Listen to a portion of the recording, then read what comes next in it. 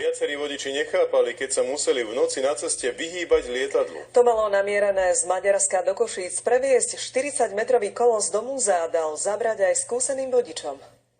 40-metrový trub lietadla IL-18 vyrazil z Maďarska o 8 večer. Pred sebou mal viac ako 500 kilometrov.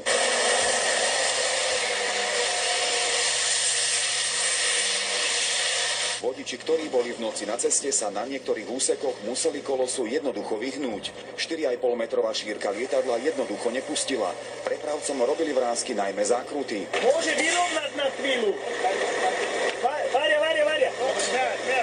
Na ceste boli nevyhnutné aj drobné úpravy. Treba plne natočiť.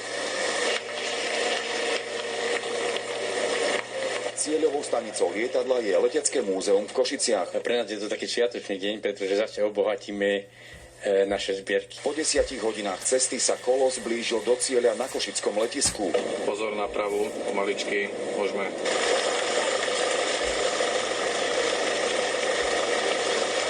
Trošku zrovnaj náves, veľmi ho točíš, ťaháš gumy, pozor.